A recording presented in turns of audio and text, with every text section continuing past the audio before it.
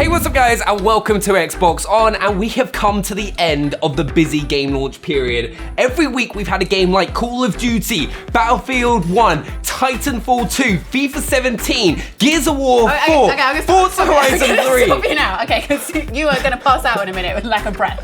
A lot of games. It's a lot of games. It's been a lot of blockbuster games. I think we need a bit of a AAA detox. So we're in the mood for something a little bit more quirky and unusual. So here are the hidden gems of 2016 that you might have missed. Many of the games that appear on this list went under the radar because they were polite and quiet, but that's something you can definitely not say about this next game, Dangerous Golf. Coming from the creators of the Burnout series, Dangerous Golf sees the team doing what it does best, causing absolute chaos. Okay, so you don't get to drive a car, instead you are dropped into a location full of expensive objects and given a golf ball to cause as much damage as possible. You'll smash up kitchens full of fancy cakes and piles of plates, you'll tear through a stately home turning a collection of artwork and statues to dust. And if you've ever wondered what happens when a golf ball hits 50 bottles of champagne, now you get to find out. It may look simple on the surface, but dig in and you'll find a really clever score attack game.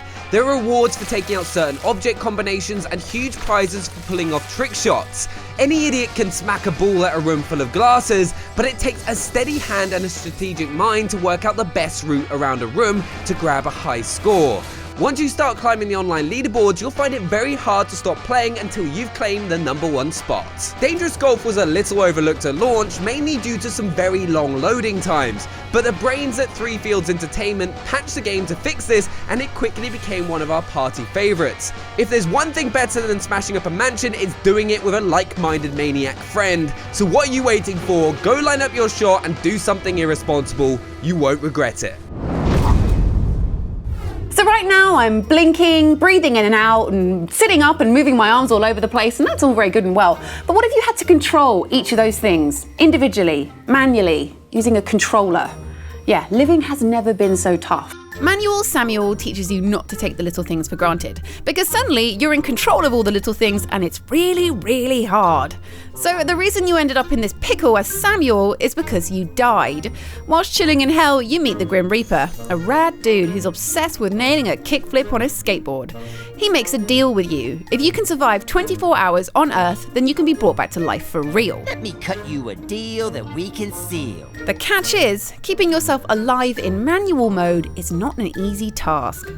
So you want to move from one side of the room to the other? Well, you'll want to straighten your spine out first, and move one leg and then the other. Oh, and don't forget to breathe too. And breathe out. Oh, and you need to blink. Ah, what's that? You passed out in a crumpled heap on the floor? Yeah, expect a lot of that. Blink, Sam, blink! Manuel Samuel is both ridiculously fun and extremely frustrating. Drinking a cup of coffee and driving a car has never been so difficult. You can share that pain and toil by playing co-op, which I'm a huge fan of.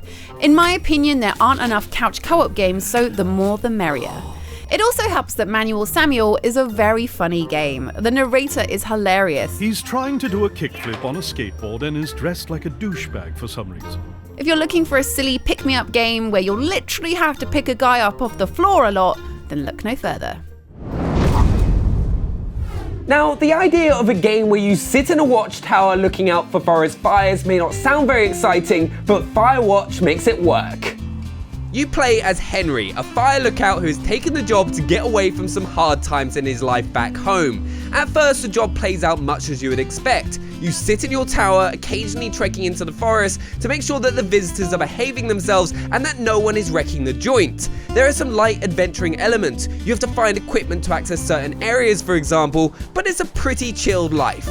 But as time passes, things begin to get a little stranger, with weird events going down deep in the forest. I'm not going to spoil any of it here, but I really enjoyed how the story twists and turns over the course of a few hours.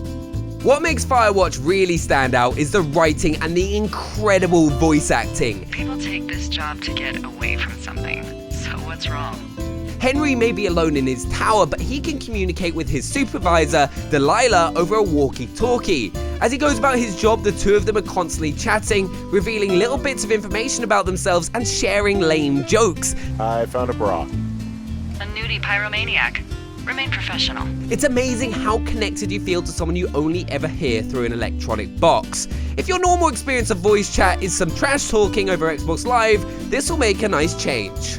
In a year that has let us play as soldiers, gangsters, and various other horrible killers, who knew that it would be a game that let us play as a humble fire lookout would deliver one of 2016's best adventures? Time to put on your virtual walking boots and head to the woods.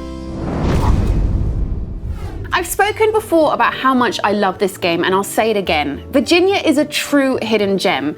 If you like detective mysteries and Twin Peaks style storytelling, then this game is right up your street. Virginia takes place in, you guessed it, Virginia, and is all about a boy who's gone missing. You play a detective in the FBI attempting to track him down. However, at the same time, your superior has tasked you to keep an eye on your FBI partner, who we assume has been up to no good. There's one very interesting thing about Virginia though. This all takes place without any dialogue. But how is that possible? You all scream at your screens. Well, through clever use of facial expressions, music, and gesticulating. None of it ever feels over the top though, and although you may feel slightly lost when it comes to the story, it almost makes for a more interesting experience. I think different players will interpret scenes differently, and you'll find yourself wanting to go back and play again to work things out for a second time. The game's soundtrack is also stunning. Whilst there may be no chatter, the sweeping, beautiful orchestra notes that swell at all the right moments make for a moving experience. The gameplay itself is minimal at best. You basically just walk from scene to scene, occasionally interacting with select objects. There's no skill involved, you're more there for the ride, to experience the drama unfolding around you. And unfold it does, with increasingly bizarre nightmare scenes and constant jump cuts, making you feel all on edge and detached. Simply put, this is video games at its most unique, and if you miss this gem, then it's worth checking it out before the year is through. Now, for the last couple of years, we've been extremely jealous of everyone playing Hearthstone on their PCs, but this year at E3, we got to see the reveal of Gwent from The Witcher 3 to have its very own standalone game.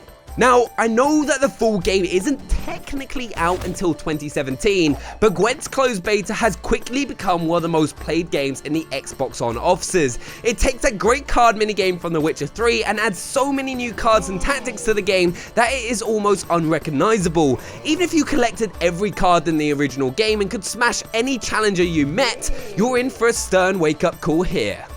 If you've not played before, it's pretty easy to get into. You have an army of cards but can only take 10 into battle. Using those 10, you try to outscore your rival in the best of 3 rounds. The hard part is winning a round without using so many cards that you can't win a second. Much harder than it actually sounds. This standalone game develops each faction into a far more distinct fighting force, each with new strategies to get your head around, and start playing with new effects like units that grow stronger over time or warriors that hurt themselves to trigger a powerful rage, and you'll find one of the deepest games on Xbox One. As I mentioned, right now it's in closed beta, but that's no reason not to get involved. You can register to play on Xbox One or Windows 10 at playgwent.com. Why not get stuck in early and start building your army? Just one thing, take it easy on me if we meet in a lobby. Alright? Please? If Telltale-style storytelling and decisions that really pack a punch are your kind of thing when it comes to the big world of video games, then you're gonna want to try out Oxenfree. It's a beautiful little adventure which relies heavily on your choices, all with some excellent voice acting and gorgeous artwork to beat. You play Alex, a girl who's gone to an island to get drunk on the beach. What could go wrong, eh? A quiet island with just a few teenagers and a whole lot of alcohol? Seems like the perfect recipe for a completely non-eventful evening.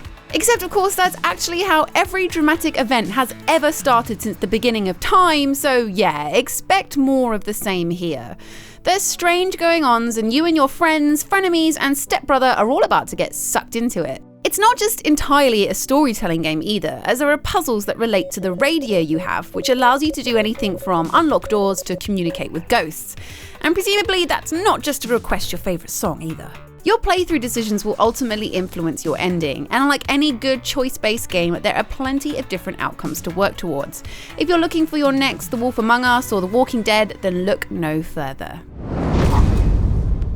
Now, not everyone has lightning-fast reflexes for first-person shooters, but there is a game perfect for you if you want to take your time, and that's Superhot. The killer hook in this stylish shooter, time only moves when you do.